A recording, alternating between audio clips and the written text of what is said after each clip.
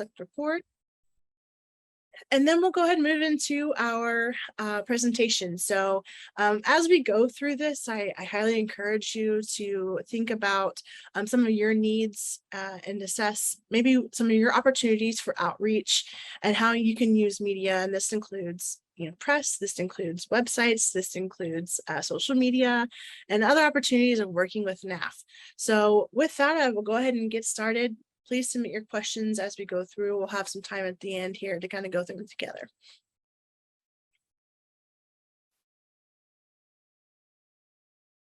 So as I mentioned, this is going to be covering working with NAAF. We're going to go through some of the opportunities that we have to connect you with media opportunities, as well as ways that you can share your story of your grant project with us so that we can help expand your audience, because that's what our goal is. And so this is our communications team. We're here to help you, and we love to be able to set up an interview with you. We'd love to be able to set up a one-on-one call. If often we try to travel to conferences and events. So what we'll try to do is reach out whenever we're going to be in a certain area to see if we can potentially set up a site visit.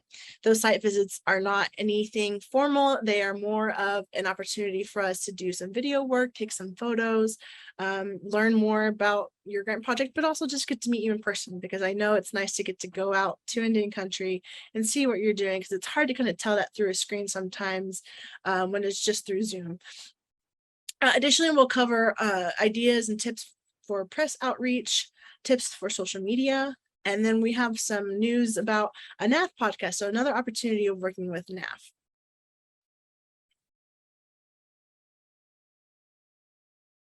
So first off, some of the opportunities for grantee storytelling. I'm going to go into these here. So every 2 weeks, NAAF does send out an email newsletter. And in that email newsletter, we'll include information about what NAAF has going on, different maybe funding opportunities that we've heard about, maybe through USDA or whatnot. We also have a grantee corner. So we can feature your grant project in that NAAF email newsletter. And this is really just includes a blurb. It can include photos, maybe a video, or even if you were included in some sort of media or press, maybe you were featured on a podcast. We would love to be able to just include that there, and you can utilize our audience to then share more about your project and connect people with your organization. There are three easy ways to do this and to get that information to us. If you're already posting to social media, go ahead and just tag NAAF, which is at Native Ag Fund on Instagram and Twitter. We're Native American Agriculture Fund on Facebook. We're also on LinkedIn too. Also feel free to send us a direct message on social media. You can just share the post. You also can email us. Our email address is here on the screen, and every email address that we have at NAAF, and I'm sorry it has such a long back end, where everyone is something at nativeamericanagriculturefund.org. So it's the full name, but we are media at nativeamericanagriculturefund.org. Also, at the end of this presentation, I think we're going to have our personal email addresses up there as well, so you can take a screenshot of that. We will also be sure to follow up with all of the attendees today with all the presentations that were included, so that you'll have access to them too. Sharing on social media platforms, NAAF would love to do that. We would love to share on our Twitter accounts, our Instagram stories, to feature pictures or videos that you've put out. Just please utilize our audience. Like I mentioned, we're on all of those platforms there on the screen. In addition to that, our communications team is working on developing individual grantee web pages. So those web pages will feature project work such as videos, success stories, different resources that maybe you're putting out, data visualization. So maybe thinking about what kind of impacts are you having on the tribal community that you're serving, different blog posts, or featuring even media stories. So we will likely be reaching out to you directly, but if you have things you want to send to us in the meantime as we're developing those resources, please do. We're here to be in communication with you. So I will go ahead and go to the next slide here. Again, this is you're emailing your point of contact inbox is another option. You at the top of the hour, we had our team members introduce themselves, and you got to see who was assigned to each of those. And when you reach out to them, we're going to respond quickly, and tagging us on social media. And then we also have a submission form. So let's say, for example, that you have an event coming up that you're trying to recruit Native youth for, maybe it's a virtual event. There is an option to share that with us, and we'll do our best to share it out via our newsletter, but also via our social media. And that link to that submission form is in your initial welcome packet that you received via email. If you have any trouble tracking that down, go ahead and contact your point of contact inbox, and then we will make sure we get that directly to you.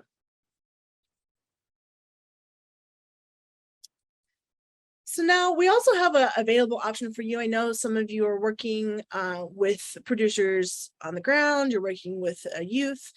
We do have a media release template that you can use and alter to have it fit your needs, and also to adjust the name so that uses can be applied to your organization or entity. So that media release template is available in your granteebox.com account. So if you are new this year and you're a 2022 grantee, you probably have not been assigned a box.com account just yet, but you will be receiving an email of a link to join box.com. And this is where you can dump all of your photos into it. You can dump in all of your resources in the videos, but in each of those boxes, you will have a media release form available to you to utilize that. You can have that signed for any photos that you want to share with us. But additionally, like I said, you're welcome to change it to fit your needs. So next, we're going to move into more about press outreach and opportunities for getting media attention. So here's some ideas that we suggest, some great opportunities with op-eds. So here are some tips for how to structure your op-eds. The recommended length for an op-ed is about 750 to 800 words, about one page. Recommended condensing information down relevant to your target audience. So always when you're framing your op-ed and what you're writing about, think about who you want to reach and what you want to educate them about. Make sure you have your defined purpose and that the reader understands the point of view that you have of the topic. And really, the first paragraph is where you're going to capture attention. That's where you want to focus on what are you talking about? What is the purpose of this? And then you want your ending to be your call to action, your most memorable detail. It should really reiterate your stance on the topic itself. Use catchy titles. Like I said, we live in this world of having to gain attention within seconds on social media, in the news. So people are looking at that header. That's what they're looking at first. And that will, indicate to them whether or not they're interested in reading it. So using a catchy title, be concise, make it easy to read. Here are some examples also just that, we've seen come across, just so you can, if you see one yourself as you're doing your news scroll throughout the day, jot some ideas down. What caught your attention? And also use photos where available. A lot of news outlets request having a photos that they can use, not only for the op-ed on the website itself, but also for social media. So this can connect your audience via visuals. In most audiences, all want to see something that they want to see something along with what they're reading. And I think it's also really important as we're telling the story about Indian country that we have pictures of our people, of our lands, and of our foods. And so this is where it's going to be really important that we're not, using stock photos where possible, but that's also really important to us at NAAF. And that's why we're always going to be reaching out to you and hopefully not pestering, but reaching out to you for photos, because it's going to be important to share that story from that perspective. Another opportunity are blog posts. We can do this on your individual grantee web pages. But here are some tips for crafting a blog post. If you have one or an opportunity of writing a blog on your website, I would encourage this. You want to think about your title again, because that's going to be important for whenever you're using search engine optimization. So that's kind of a technical piece of the website. If you're not website savvy, that's okay. We can help you. We can think about, if you have blog post ideas and you'd love to pick our brains, we're here to help and support you. But where it's really going to come in handy with that title is whatever the search engines are going to populate. So that's what's going to be at the top. It's what people are going to see. It's going to connect your audience to the personal stories behind your project, or maybe the story connected to the producer that you're working with, and so forth. So similar there to the using catchy titles for the op-eds, kind of apply also to the blog posts themselves.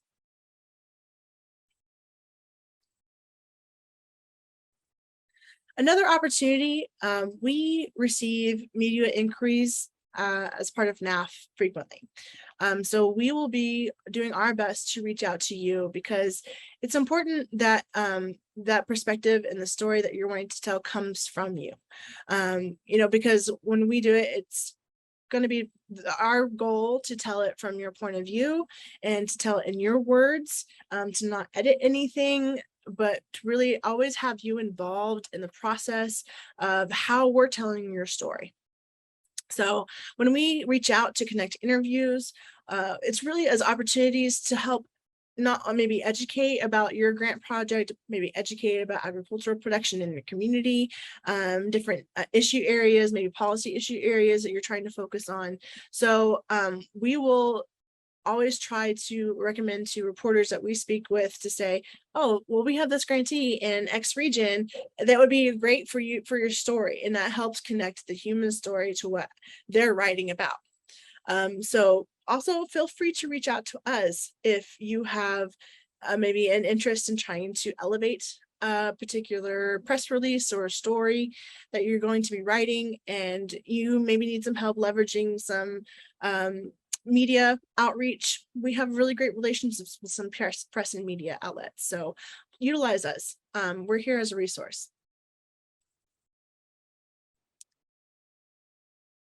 So here are some tips for writing press releases. We often will put our press releases on and send out to try to get attention for different news stories. But tips for some of the press releases here. You always want to try to send out your press releases at the beginning of the week and also the beginning of the day.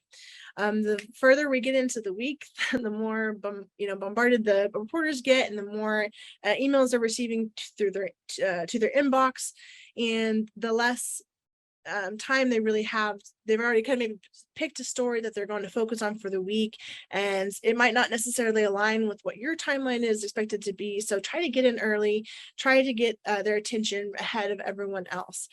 You also want to consider your length. I know that there's always going to be so much background information. Sometimes, especially when we're talking about this work in Indian country, I think it always feels like we need to kind of also educate about the needs of our communities, in addition to the actual story we're wanting to tell. And so it can feel like there's a need to put this entire background into your press release, but we recommend keeping it short to around 450 words, because again, you're trying to get attention of busy reporters. They're sorting through all kinds of story pitches, and so you want to kind of float up to the top of their inbox. Include photos. Again, connecting the human story. Audiences want to see what they're reading about. Include a point of contact. Who's the person that the reporter can reach out to ask further questions? So make sure that your point of contact is someone that can speak to your grant project, and then is also able to really kind of answer some of those additional questions that come through. Include links where possible. So if there is something that relates to a project press release that you put out maybe a month before, but it relates to what you're putting out this time, include the link to that previous press release. Or if you're talking about a resource or a link to register for an event, maybe it's a virtual event, or there's a sign-up form for youth to attend whatever event you're putting on, include the links to that in your press release. Also, having boilerplate language at the very end, and this is really just a couple of sentences about your organization and say an entity. This will give the reporter background on who you are, what your goal, what your mission is, what your purpose is, and the community that you serve. Also include your social media handles, because if you're, you know, if you want the reporters to follow you and follow your work. And so they might not be going to your website every day, but if they're following you on social media and they know what you're putting out there, you know, you'll just show up on their timeline. You'll show up on, you know, and they'll be able to see, you know, more frequent updates. In addition to that, we recommend building a press contact list. This can really just kind of start from scratch. Be thinking about who are the local people, local reporters in your region. Maybe don't forget about tribal radio stations, tribal newspapers, even the tribe's communication people, because they help send out the email newsletters from the tribe. And these are really great opportunities to get into, you know, expand your audience and to get in your project elevated, as well as reach out to make podcast pitches, because those podcasts, people are listening to those as they're driving to work. They're listening to them as they're doing things on the farm. You know, those are really great opportunities for you to be a guest. So, and I promise you that people who are hosting podcasts are always looking for content. They are looking for opportunities to tell a story and to get experts on board for their podcast. So don't forget about those. I'd recommend looking at podcasts that you were interested in. So put those on your lists. And you also want to mirror your press on social media. So let's say you went through all the work, you got everything, you got this really great article written, you've done the interview, you have, you know, established a really great relationship with the reporter. We recommend sharing that out on social media, because when you share that article out on social media, the reporter is going to be really grateful for that. Tag them in it, tag their news outlet in it, because they want traction, they want attention on what they've put out there and what they've written. And so they'll keep coming back if you do that. And also engaging your audience, because they'll be able to read more. And it's just, it's also, as Sam's going to go into some of our creating content for social media, this is just a really great, you know, content idea for you to put out there. So with that, I actually will go ahead and turn over to Sam, and she's going to go into tips for social media. Hello, everybody. My name is Samantha Belote, as I stated in the welcome. We're going to go over social media, tips on social media, what you guys should be doing to highlight your grant projects, because a lot of the work that we do here in our industry, on tribal land, in agriculture in general, sometimes it just doesn't get highlighted because we're just so busy doing the work. But it is important to have a media presence. That's what this breakout room is about. It's important to have a media presence so other tribes can learn from you, maybe see the things that you're doing and want to reach out to you and apply. It makes yourself more open to connecting. That's kind of one of the great things about social media. A lot of people can say there are bad things, but one of the great things about social media is connecting you to different entities that you had no idea existed whatsoever. And so using them as resources, using each other as resources, as you're in the breakout session today, maybe some of you you have the same idea for a grantee project that you would like to focus on. So kind of with social media, just not reinventing the wheel, but just to highlight some of the things that you guys are planning on doing for your grantee project. So as we stated, here are our social media tags and handles. So you can follow us on all of these platforms. As you know, personally, if you guys have ever dabbled in social media, they're all so very different, from Facebook to Instagram to Twitter to LinkedIn to YouTube. All of them have similar audiences, but a lot of these platforms can be used for different demographics, age demographics, location, things like that. And all of them kind of need to be catered to when developing content. So keep that in mind. Next slide, Whitney. So tips for using social media. As you can see, we are on all of those platforms. I don't necessarily want you guys to try to creating all the social media platforms for your grantee project right out the gate, but maybe figure out what works best for you. So tips for using social media. Step one, use high quality images. Kind of as we were elaborating before, a lot of people are drawn to images that capture the eye. These are high quality images, making sure that you have the content of what you're discussing related to the social media post, the caption, or the press release. What I like to do personally is schedule a photo session to capture content. So one of the things that we'll be doing as our communications teams is we're hopefully going to get out and do some grantee site visits. As we do these grantee site visits, we'll be able to capture photo and video of you specifically working on your grantee projects. But scheduling a photo session to capture content of our people, our land, what things are relative to your grantee project, I think is very helpful. You can capture a lot of photos and videos just in a 1 hour time frame that you're going to be able to repurpose and reuse for those releases, for those social media posts, kind of what we are discussing about how to create your own content. Using relevant hashtags. Know what hashtags relate to your industry and your project. Keep the list of hashtags accessible. So running the Native American Ag Fund social medias, all I did was go through, and there's actually a lot of websites that can do this for you. You go and you see the top trending hashtags that relate to your industry. So ours is agriculture, native agriculture. You can actually type in hashtags that relate to Native American agriculture, Native Americans, or agriculture. It's kind of narrowing down from a broad spectrum of hashtags. These hashtags allow you to pop up in different people's feeds, different Instagram feeds, different Facebook feeds. So like how we covered the White House conference yesterday, they had a hashtag that you were able to click on and you got to see all of the posts from the different entities that are there. That's another good tool to use when trying to connect with people. So using relevant hashtags.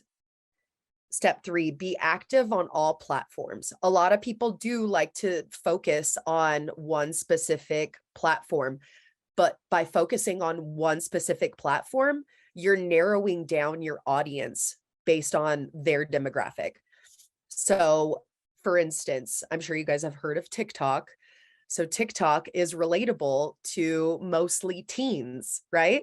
So you might have a different audience when you're posting something on TikTok versus when you're posting something on Facebook.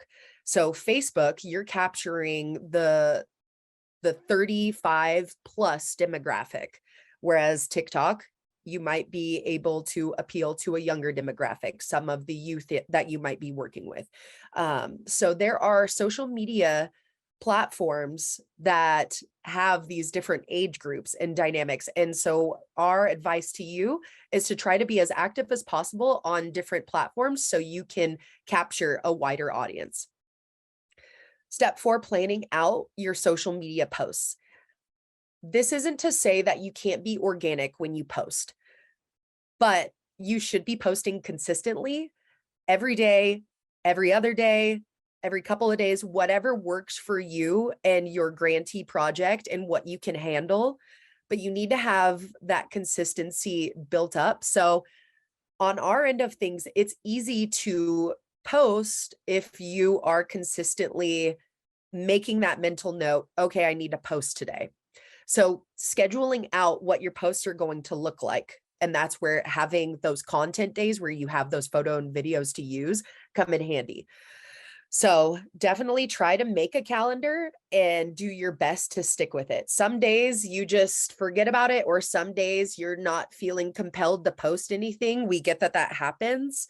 But in order to build your audience, you need to be posting consistently every day, because sometimes your photo doesn't pop up in people's feeds based off of the algorithms for a couple of days. So people might be seeing things that you posted a week ago and it's not relevant. So if you guys have events coming up, or you have things that you want people to jump in on and know about, posting consistently will help with the algorithm. Step 5, mix it up, have fun, be diverse in everything that you do. Posting can be a healthy balance of educational. You can post these things that people need to know. It can also include project updates, anything that you're working on, spotlights, employee spotlights, or just highlighting members of your community that have played a role for you. But social media is supposed to be fun. It's also a tool that we use to connect and network. I've found that humor actually does really well in social media. And I'm not saying you need to crack dad jokes every time that you post, but maybe mixing it up every once in a while.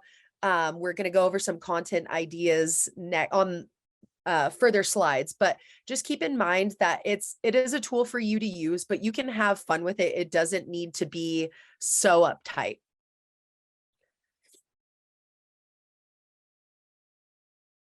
Thank you, Whitney.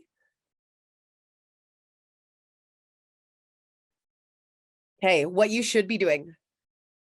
Us working in communications know that social media is a beast. Make sure you are at least doing these things. Video. If you know anything, if you're on social media currently, video posts, the way that it is trending now, video posts do better than static images on feeds. So remember, when you are posting videos, to shoot vertical for Instagram Reels. So a lot of people take pictures like this and they're like, pose, get together. The images that more people are drawn to are actually shot this way. So make sure that when you are recording or getting ready to take photos and videos, that you have your photo and video camera holder like this. Otherwise, you're going to have to go in and you're going to have to crop it specific to the platform that you're posting on. Document, don't create. Make sure that you are documenting organic content. You want people in their natural form.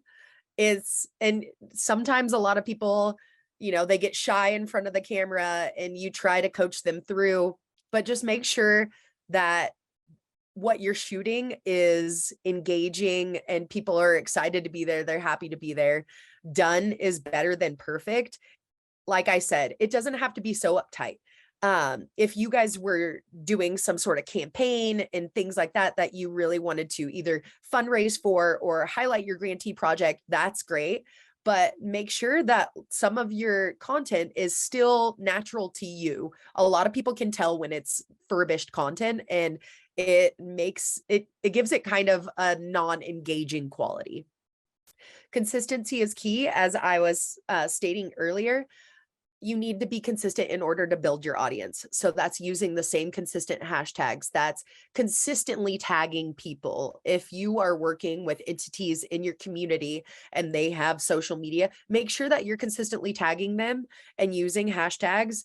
And you should be following the same protocol no matter what platform that you're posting on.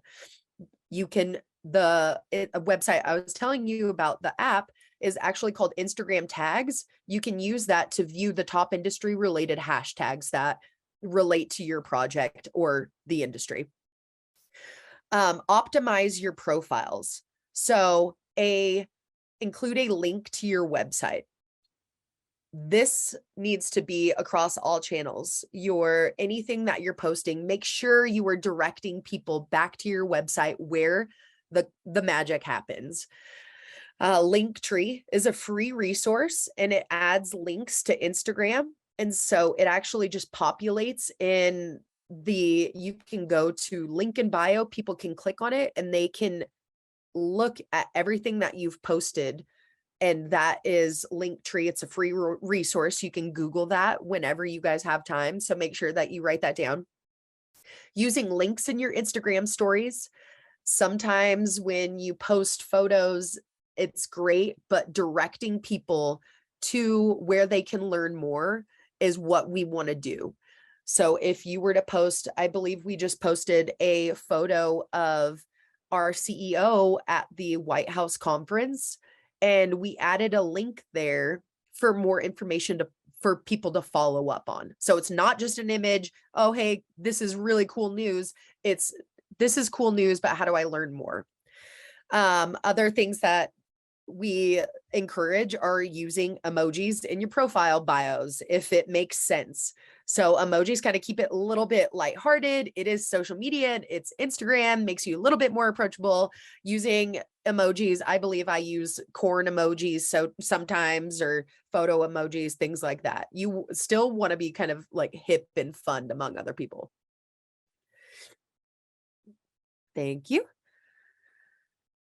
A content idea list. Okay, if you guys are still listening to me, this is definitely one of the slides that you want, because here is kind of a social media communication plan right here. Keeping a list of holidays and observances. So one of my tasks that's coming up is Indigenous Peoples Day, and that is October 10th. So I'm already starting to draft up some ideas about Indigenous Peoples Day, what I want that to look like. So keeping a list of holidays and observances is definitely an easy one that you can create some content around, just as long as you have it in the forefront of your mind. A day in the life. If you are working on a grantee project, or if you're working on a project and you want to show some behind the scenes or what your day looks like, this could actually be a series, and you can toss it around to different people that are a part of your project, and they can show what their role is when it comes to the project. Behind the scenes, again, kind of like showing what you're working on. Positive stories or media stories, tutorials, how to build a gate, how to this, how to that, how to use some traditional ingredients when making this recipe. That's a good one. Taking a poll. You have the capabilities to take a poll on the platforms, the social media platforms. To me, I think this is number one, an engaging thing to use, but number two, you actually can use it to get feedback from your audience. Using the question feature, again, engaging your audience leads to content produced by your audience. So if you posted something and asked, what would you like to see more of? And people responded back, oh, I want to see more of the people that you have on staff. Great. They just told you what they want your content to look like. Education about your project, sharing a cultural story when appropriate, interviewing a producer, repurposing your content. So you can use older content that you might have, but you can take it and chop it up and do whatever you need to do on it in order to kind of refurbish it. So for instance, I have taken even some photos that we've received as a part of NAAF, and they were photos that were taken of our CEO a few months ago, and reusing that and finally being able to post it. You know, a lot of people, they don't know what they're missing until you show them, oh, this is what happened. And social media takeovers, I found that this is actually a really engaging tool, because people like to see real, they like to see what it's like a day in the life, having an opportunity to ask you questions and you being able to respond to them directly using an Instagram takeover. So those are a list of content ideas that you guys can use, take, run with it. However, a lot of people, it's not copying, it's using an outline and making it your own based on what your project looks like. Thank you. Social media captions. Tell a story. It doesn't have to be a crazy long caption, but if the post deserves it, that's okay. Our attention span, as we are in social media every day, our attention span is starting to become a little bit limited. But when you're able to tell a story that relates to what you're posting about and able to give some background, this is an option to use those longer sort of captions. If you're just posting a photo because it's Wednesday and like, it's Wednesday, this is what our office looks like on a Wednesday, that maybe you don't put a heavy caption behind it. But there are some instances when you're highlighting a producer or you're highlighting a project that you have coming up that you want to draw attention to, a longer caption might be necessary. Start with a hook, deliver value in the first sentence. This is pretty much where your meat is, because as you're scrolling, you know that a lot of the times only the first line is what pops up on the Instagram feeds, Facebook feeds, Twitter feeds. It's that eye-catching sentence that leads people to click on it and want to learn more. Organize your captions using bullet points, emojis, make it easier for the audience to read. A lot of times, unless it is one of those story posts that I mentioned, not a whole lot of people are going to be stopping and scrolling, reading if it is just one big block of text. You want to break it up so it's easier for your audience to read. Include a call to action. Again, if you are asking someone to comment with their favorite thing about agriculture, or trying to entice the audience, the reader of your post, to take a second longer and engage with you, that is what a call to action is. Or visit our website, or participate over here, stay tuned, things like that. And when we talk about repurposing our posts and social media, remember character limit on Twitter is 160 characters. So you might have this long caption that works for Facebook, Instagram, LinkedIn, but once you get to Twitter, it needs to be vastly condensed to 160 characters. So make sure that with Twitter, it's a little bit more meat of the content.